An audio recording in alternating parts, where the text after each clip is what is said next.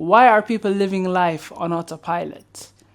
Why are they so comfortable, even though deep down it's actually killing them?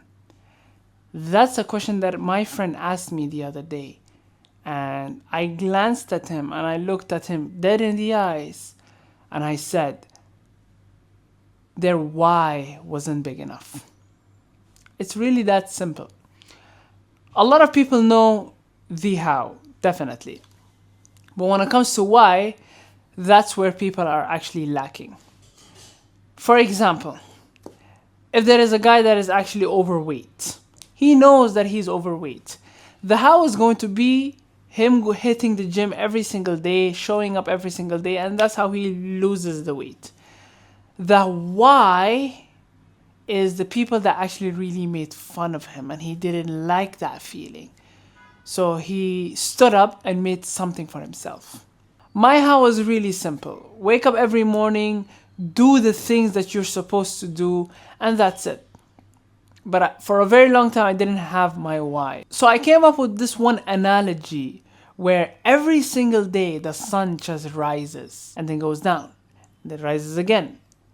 Consistency. Imagine we have the 1%, the ounce of consistency of the sun, rising up every single day, showing up every single day. And now I know people are going to say, oh, the sun doesn't have feelings, yada, yada. It doesn't really matter at the end of the day. I look at the sun as a form of inspiration. It inspired me. There we go. Because it shows up every single day. Yeah? And if I have the ounce of consistency, like the sun, I'm going to be completely different. You're going to be completely different as well. And it's really insane that people are actually really depressed on how the outcome of their life is.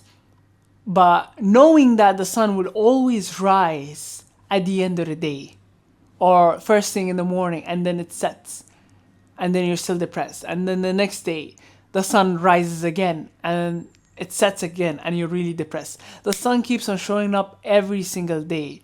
You need to keep on showing up also every single day. You can't really have that depressed mindset every single day. You got to make a change in your life. And you also know it. And that's your why. Living miserably every single day. That is your why. For some people, of course. People usually do not lack the strength. They usually lack the willpower. And the willpower comes from why again. The how is so much easier to figure out. But the why is something that you really need to do a deep research within yourself. A lot of people do research on the internet on how they wanna, for example, get a car. You do a research, you buy a house, get an apartment or whatsoever. So much research go into that, but little research go into yourself. And yourself is far more important than any other thing in life. Honestly. Bar worshipping the creator. But other than that, you really need to know who you are as an individual. And there is this fantastic analogy that me and my friend was discussing the other day, where he said, imagine living life where there is an invisible gun into your head. An invisible gun into your head. That is a fantastic way of, that is a different perspective that I never even heard of in my life. Where every minute matters. Every single minute, and you cannot slip up. And it's really insane that the amount of time that we as humans waste on junk is insane. It's really insane. 1/3 of your life is gone from sleeping. Let's say, for example, the average person lives from the age of 70 till 74. And 1/3 of our lives goes to sleeping. Yeah. Try to imagine the amount of time that we waste. It's far more greater than the amount of time that we spend investing on ourselves. So there's this fantastic concept that I saw in the internet, and it's really interesting and it's mind-boggling also. Wasting time is something that we do every single day, definitely. And which is okay because you know that you're wasting your time on a certain thing. but you know that you're capable of doing way much more. Number 2 is going to be investing time. So you invest your time on something that's actually going to benefit you in the long run, which is fantastic, and it's something that we all need to do as individuals. The third thing is even worse than wasting time, which is time lost.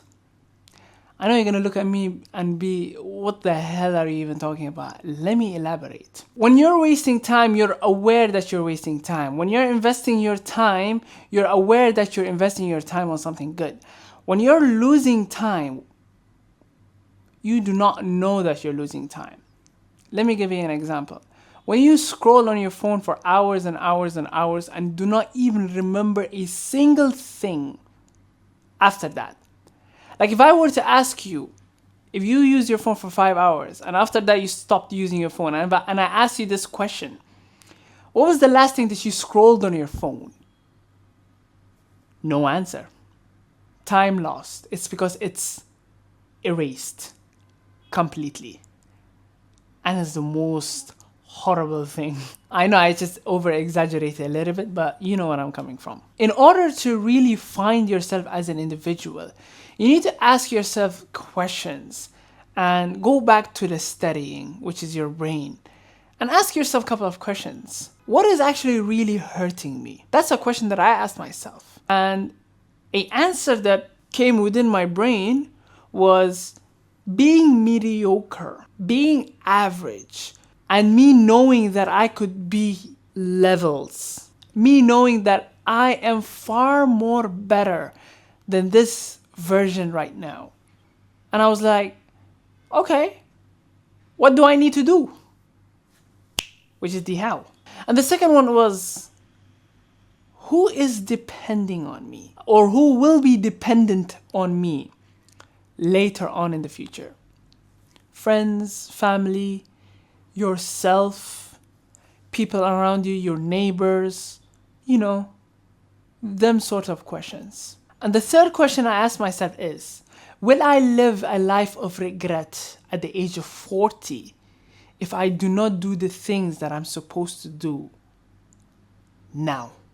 That was a question that sucker punched my face. And I was like, damn, I gotta be on my A game. On God. And the two most important days in your life is the day when you were born and the day you found your why. A man who has no why will always fall into comfort. And let me share this experience with you guys. And what is my why? Every single day when I wake up in the morning, I ask myself this question. How am I gonna end this day? And when I go to bed, I ask myself this question again. Not the same question, another question. Every day, you must ask yourself, did I do enough? If the answer was no, I wake up from my bed and I do the things that I'm supposed to do. If I miss a single run, perhaps, and it's running day for me, and it's 3 a.m., I'll wake up from my bed, I'll go hit my 10K or hit my 5K. Or perhaps if I said today is a marathon day for me, or a half marathon for me today, I will do my 21 kilometers, which is 13.5 miles. Doesn't really matter. I need to ask myself, did I do enough? And as I discussed earlier, my why is me not trying to be mediocre, average, whatsoever. It's because my potential is far more greater than me being an average human being. Why be average if you can be sublime? Why be average if you could be extraordinary? Why be average if you could be the best version of yourself? Interesting. And that's the answer on why people choose comfort over doing the hard things. It's because their why isn't big enough. And they also do not know who they are as an individual also.